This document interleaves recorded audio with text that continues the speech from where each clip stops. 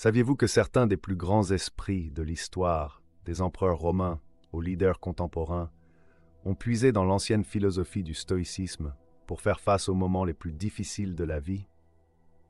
Aujourd'hui, nous explorons le stoïcisme, une philosophie ancienne qui reste très pertinente.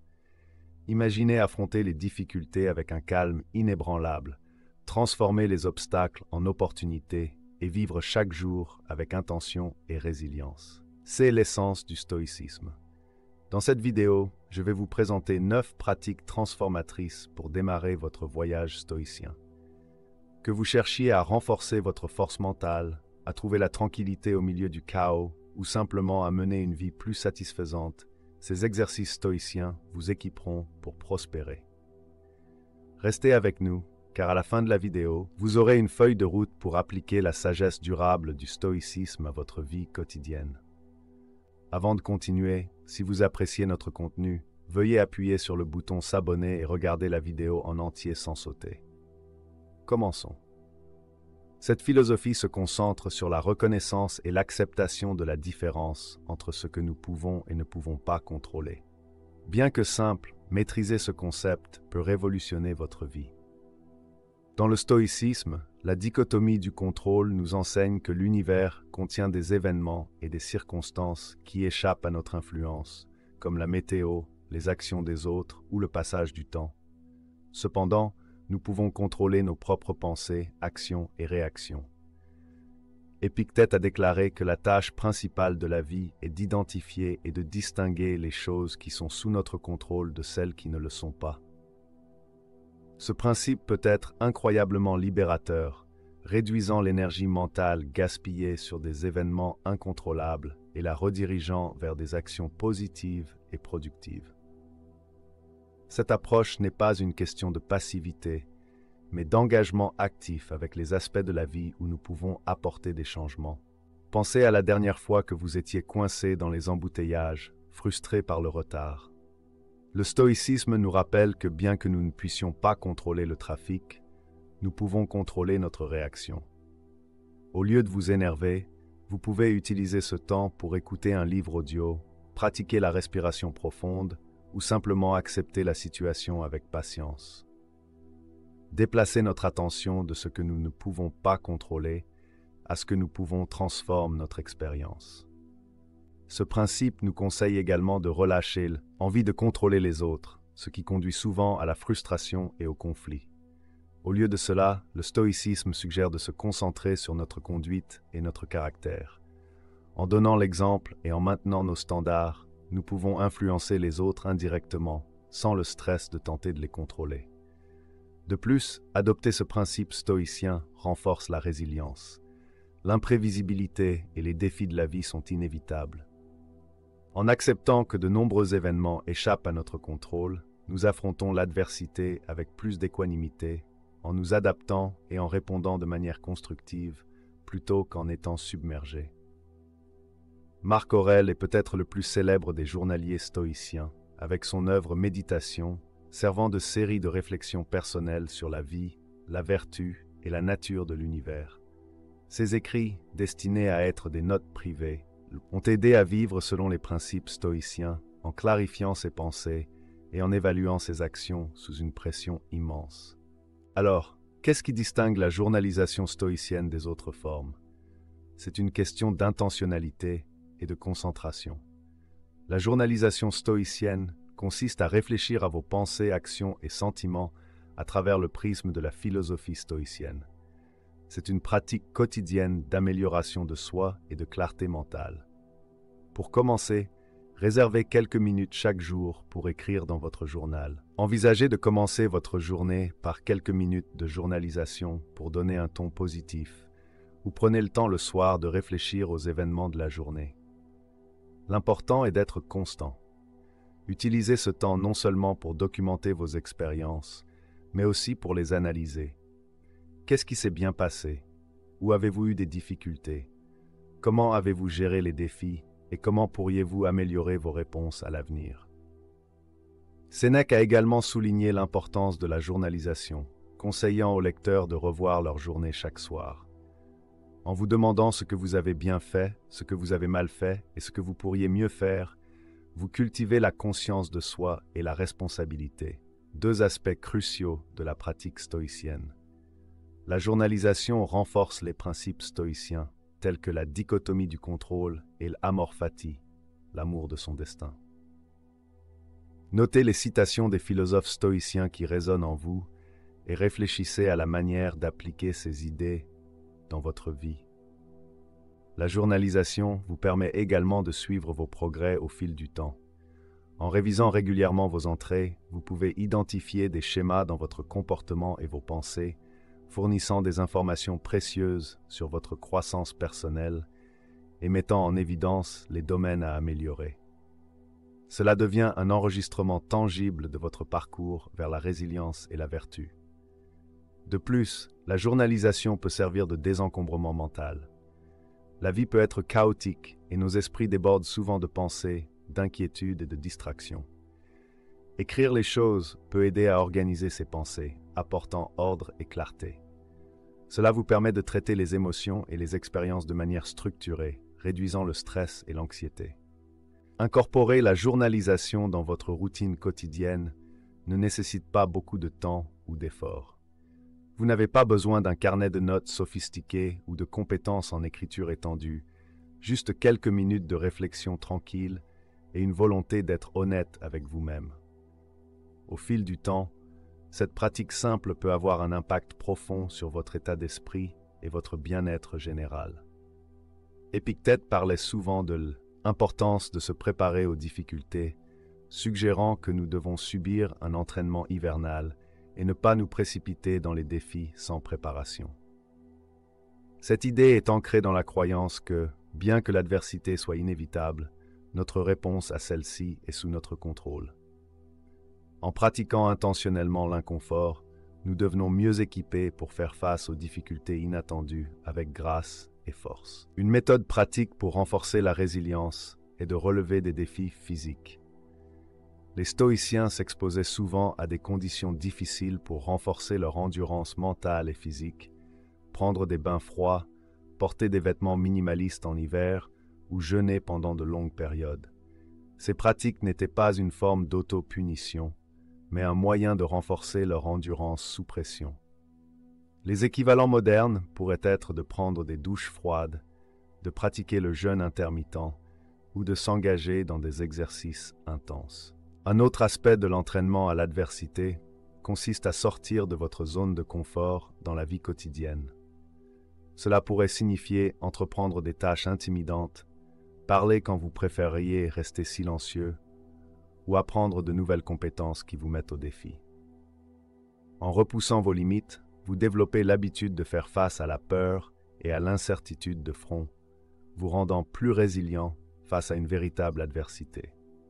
Les exercices mentaux sont tout aussi importants dans cette formation.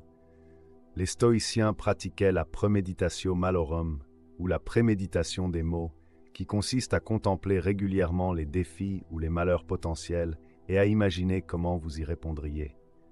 Cela ne signifie pas se complaire dans des pensées négatives, mais plutôt préparer votre esprit aux difficultés possibles.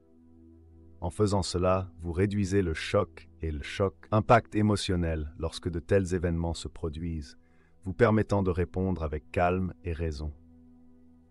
Sénèque conseillait de pratiquer la pauvreté volontaire, en vivant occasionnellement comme si vous aviez perdu toute votre richesse, en mangeant des aliments simples et en portant des vêtements basiques. Cette pratique vous aide à apprécier ce que vous avez et vous prépare à toute perte future. Dans le contexte actuel, vous pourriez essayer de vivre avec moins pendant une courte période, en réduisant vos dépenses, en minimisant vos possessions ou en vous déconnectant de la technologie. Cela renforce non seulement la résilience, mais favorise également la gratitude pour les conforts que nous tenons souvent pour acquis. La formation à l'adversité inclut également la cultivation de la résilience émotionnelle. Les stoïciens mettaient accent sur le contrôle de nos réactions aux événements externes. Face à la critique, à l'échec ou à la perte, l'objectif est de maintenir l'équanimité et de ne pas être submergé par des émotions négatives.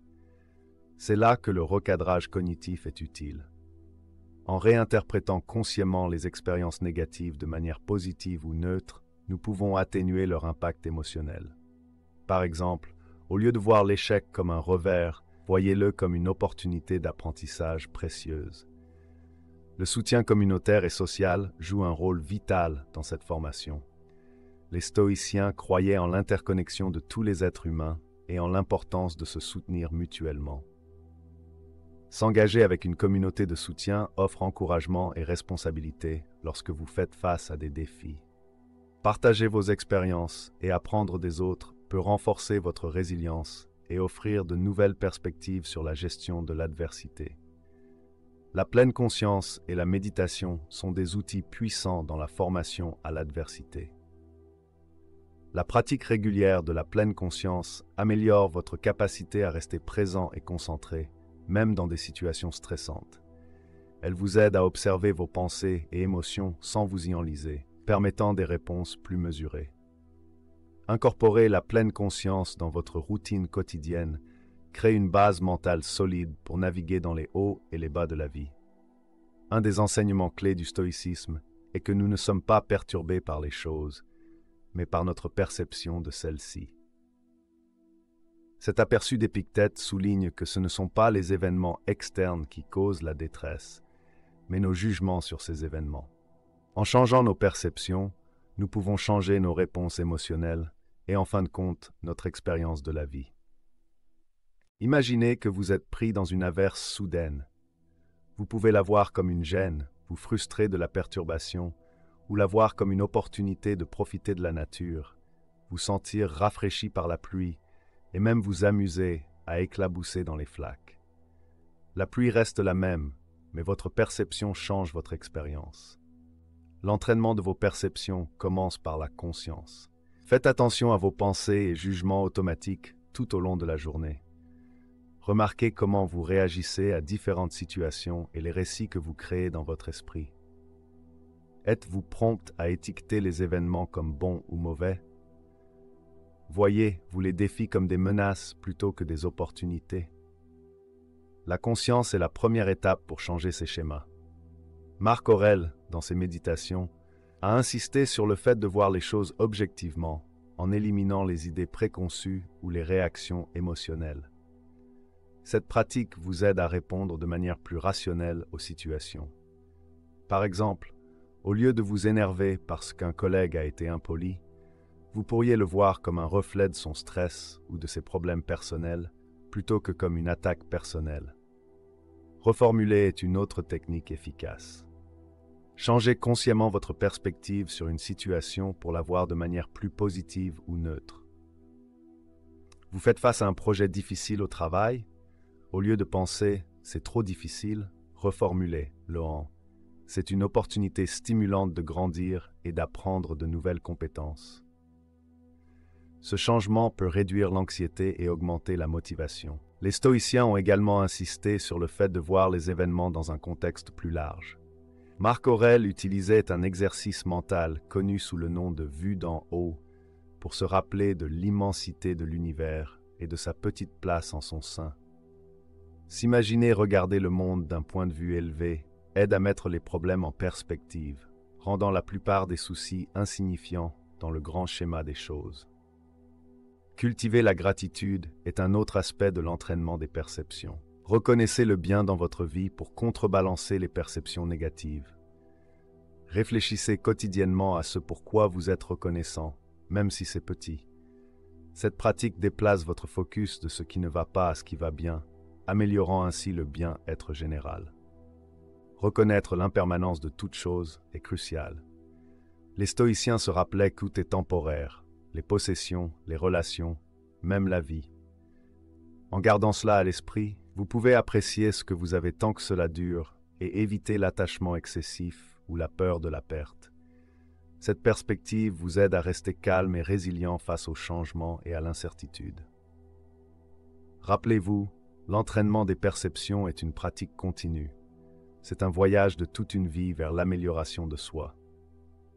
Continuez à défier vos pensées automatiques, à pratiquer la gratitude et à chercher de nouvelles façons de reformuler vos expériences.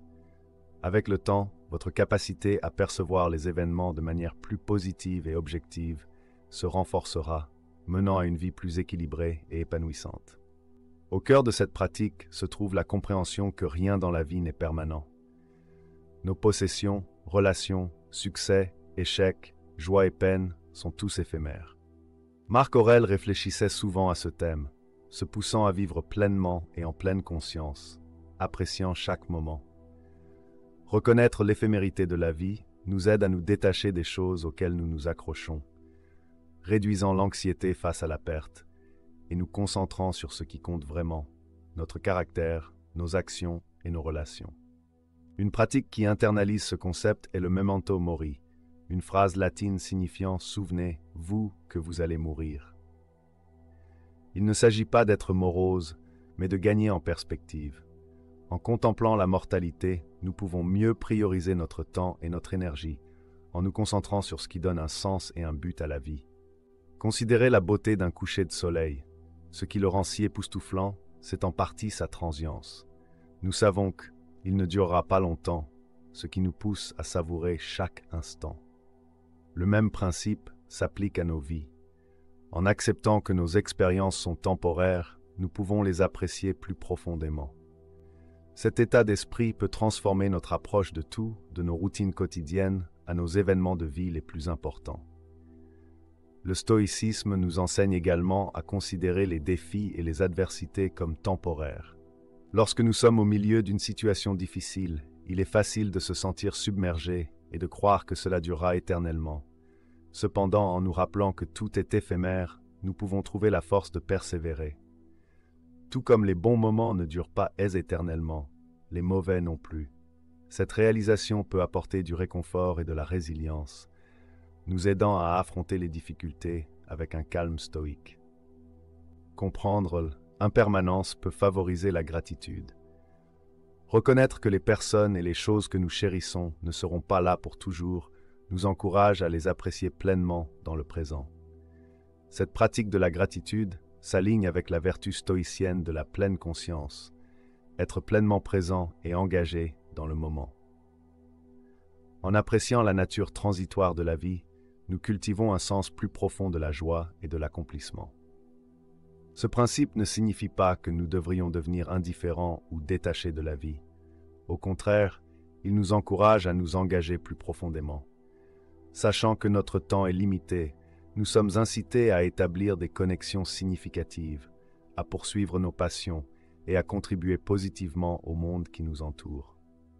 Le stoïcisme nous appelle à vivre de manière vibrante et intentionnelle, malgré ou peut-être à cause de l'impermanence de la vie. En termes pratiques, commencez par réfléchir à la nature temporaire de vos expériences quotidiennes. Lorsque vous êtes stressé ou anxieux à propos d'un problème, rappelez-vous que cela aussi passera. Lorsque vous ressentez de la joie ou du succès, savourez-le pleinement, sachant que c'est un moment éphémère. Cette perspective équilibrée aide à tempérer nos réactions et à maintenir une approche stable et ancrée de la vie. Marc Aurèle utilisait souvent cette technique dans ses méditations, s'imaginant regarder le monde d'un point de vue élevé, comme du sommet d'une montagne ou même des étoiles. Cette pratique l'aidait à voir l'interconnexion de toutes choses et l'insignifiance relative de ses propres problèmes dans le grand schéma de l'univers. Cela lui rappelait que sa vie, avec tous ses défis et ses triomphes, n'était qu'une petite partie d'un tout beaucoup plus grand. Lorsque vous pratiquez la vue d'en haut, visualisez-vous en train de vous élever au-dessus de votre situation actuelle, flottant vers le haut, regardant votre maison, votre ville et finalement toute la planète. En montant, remarquez comment vos problèmes et vos stress rétrécissent en taille. Ce qui semblait accablant de près apparaît maintenant beaucoup plus gérable à distance. Cet exercice aide à mettre nos soucis quotidiens en perspective. Lorsque nous sommes pris dans les détails de nos vies, il est facile de sentir que nos problèmes sont le centre de l'univers. Mais la vue d'en haut nous rappelle qu'il y a un vaste monde, bas, plein de gens avec leurs propres luttes et joies. Cette réalisation peut être humiliante et libératrice, nous libérant du focus étroit qui alimente souvent l'anxiété et le stress. Prendre la vue d'en haut favorise également un sentiment d'interconnexion. Cela nous rappelle que nous faisons partie d'une communauté plus large, d'un écosystème mondial où chaque action a des effets d'entraînement. Cette perspective peut cultiver l'empathie et la compassion en reconnaissant que nos expériences sont partagées par beaucoup d'autres. Elle nous encourage également à réfléchir à l'impact de nos actions sur le monde en général et à nous efforcer de contribuer positivement. Un autre avantage de cette pratique est qu'elle aide à prioriser ce qui compte vraiment. Lorsque nous prenons du recul et regardons nos vies de loin, il devient plus facile de voir quelles préoccupations sont triviales et lesquelles méritent notre attention.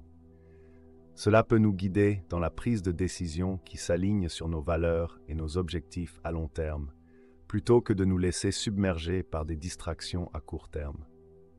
Pratiquer la vue en haut peut également être un outil puissant pour la gestion du stress.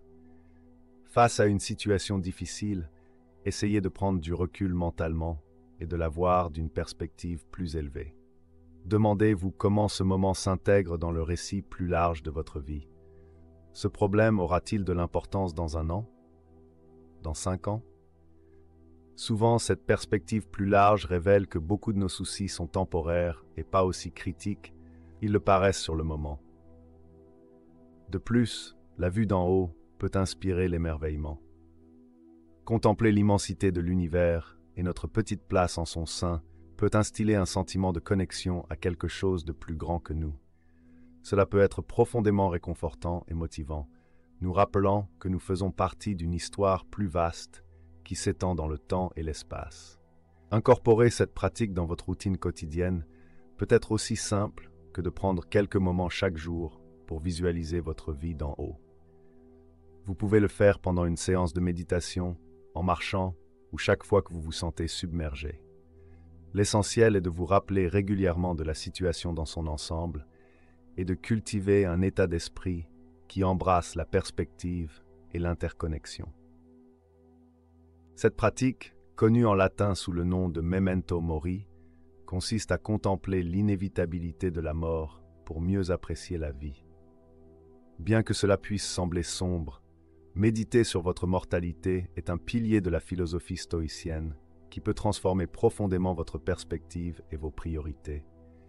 Les stoïciens croyaient que réfléchir régulièrement à notre mortalité nous aide à vivre plus pleinement et intentionnellement. Marc Aurèle se rappelait fréquemment cette vérité dans ses méditations, écrivant « Pensez à vous, même comme mort. Vous avez vécu votre vie, maintenant prenez ce qui reste et vivez-le correctement. » Cela peut sembler morbide au début, mais c'est en fait un appel à vivre pleinement et en pleine conscience, en appréciant chaque moment pour ce qu'il est. Reconnaître l'éphémérité de la vie nous aide à nous détacher des choses auxquelles nous nous accrochons souvent.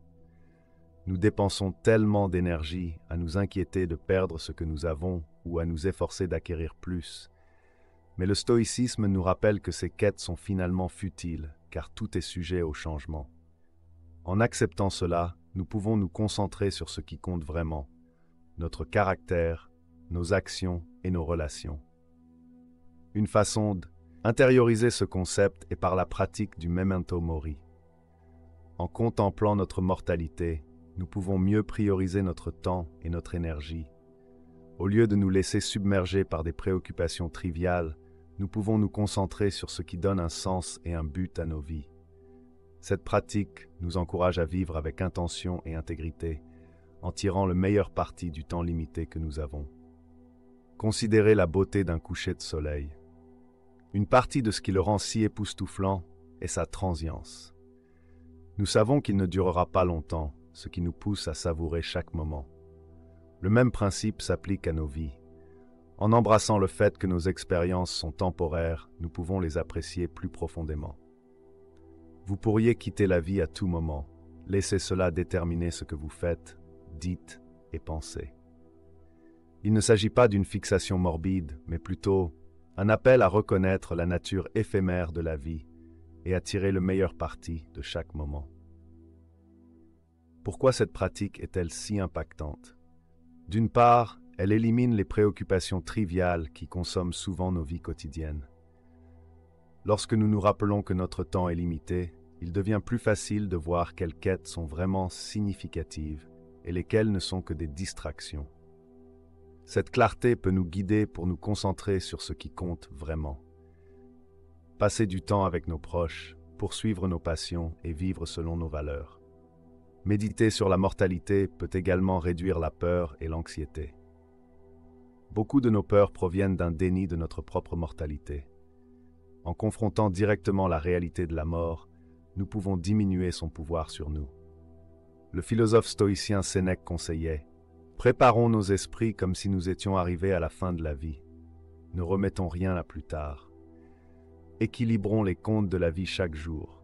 Celui qui met la touche finale à sa vie chaque jour ne manque jamais de temps. » Cet état d'esprit nous encourage à vivre chaque jour comme si c'était le dernier, en embrassant pleinement le présent et en laissant de côté les soucis inutiles.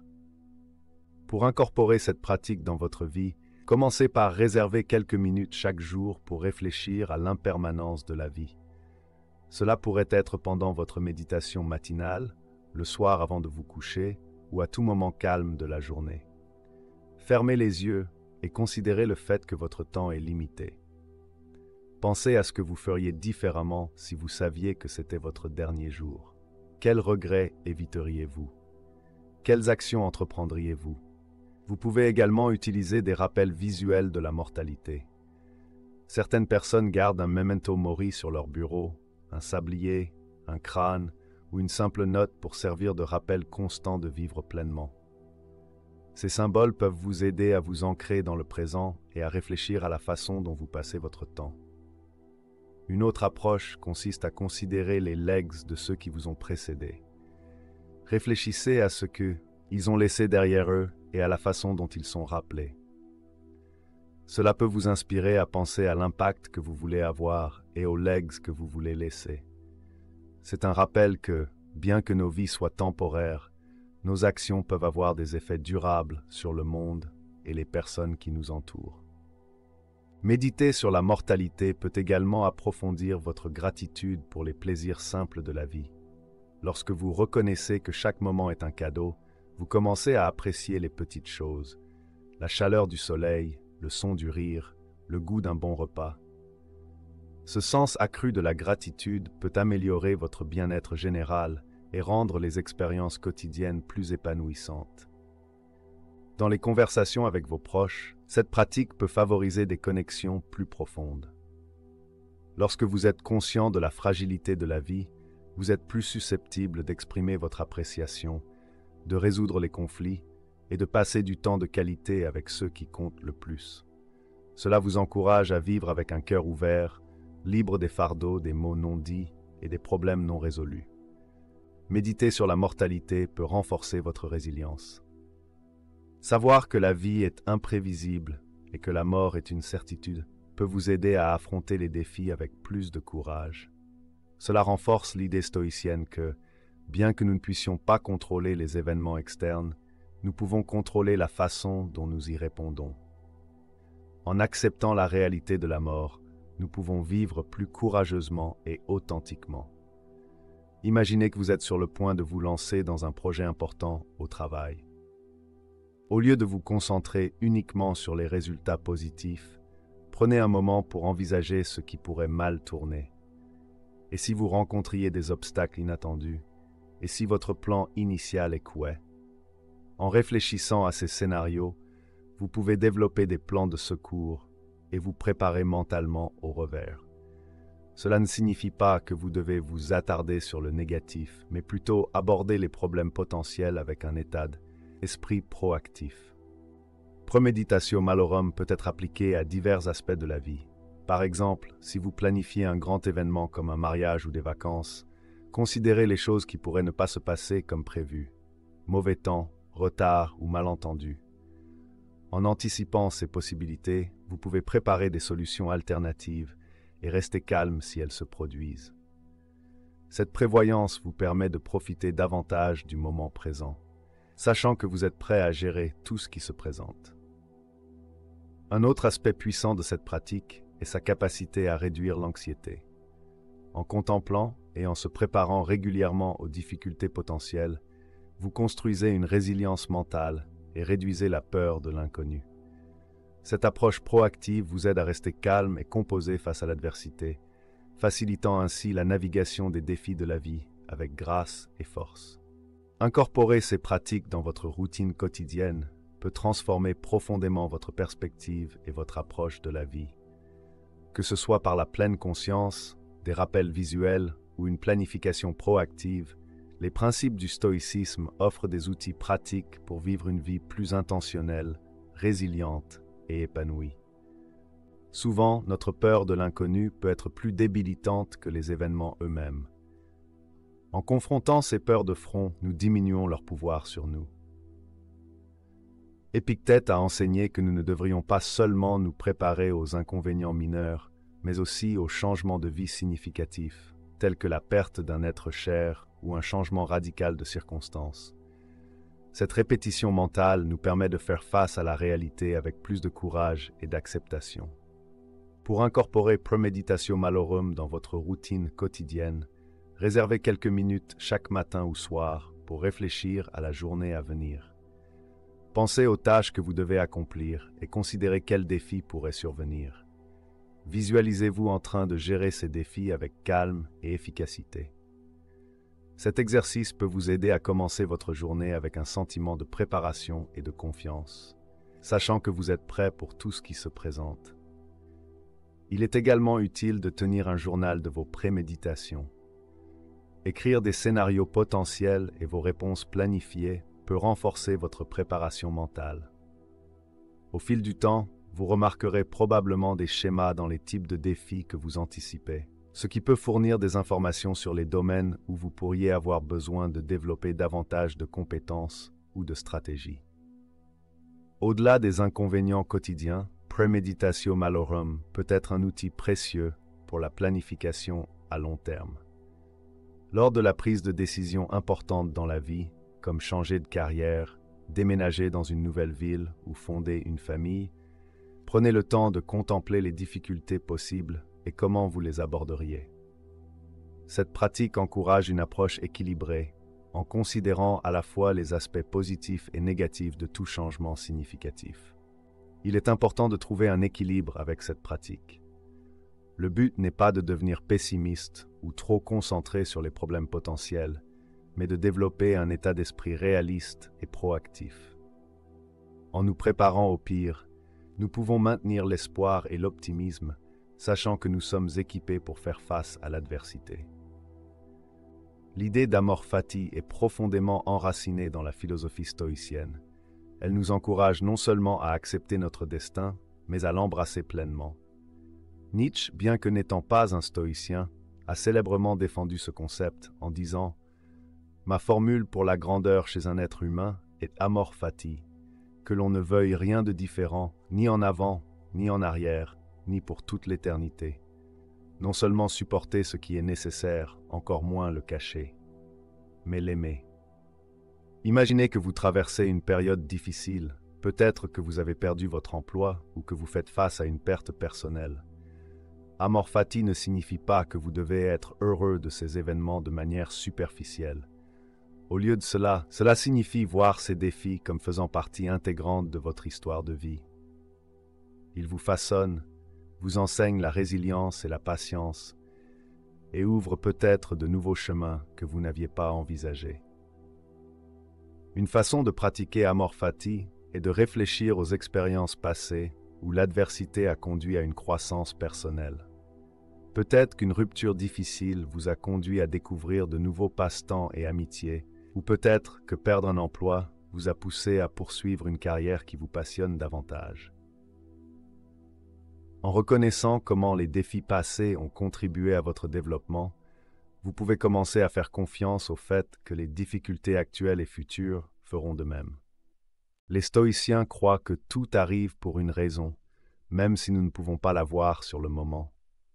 Marc Aurèle, dans ses méditations, écrivait souvent sur l'interconnexion de toutes choses et comment chaque événement fait partie d'un plan cosmique plus vaste. Il s'encourageait à aimer la main que le destin vous donne et à la jouer comme la vôtre. Cette perspective transforme les obstacles en opportunités et nous aide à voir la vie comme un tout cohérent et significatif. Pratiquer Amor Fati signifie aussi lâcher prise de la résistance. Lorsque nous résistons à ce qui nous arrive, nous créons une souffrance supplémentaire. En acceptant les événements tels qu'ils viennent, nous conservons notre énergie pour répondre de manière constructive plutôt que de lutter contre la réalité. Cela ne signifie pas être passif ou résigné. Au contraire, il s'agit de s'engager pleinement dans la vie, en sachant que chaque expérience contribue à notre croissance. Amor Fati encourage également la gratitude. En acceptant tout ce qui se passe, nous cultivons un état d'esprit d'appréciation pour la complexité de la vie. Nous commençons à voir que chaque moment, agréable ou désagréable, est un cadeau qui enrichit notre expérience. Cette gratitude peut approfondir nos relations avec les autres, améliorer notre plaisir de vivre et favoriser un sentiment de paix.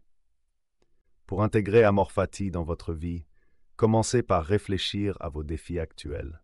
Demandez-vous comment ces difficultés pourraient vous façonner pour le mieux. Quelles forces développez-vous? Quelles nouvelles opportunités pourraient émerger?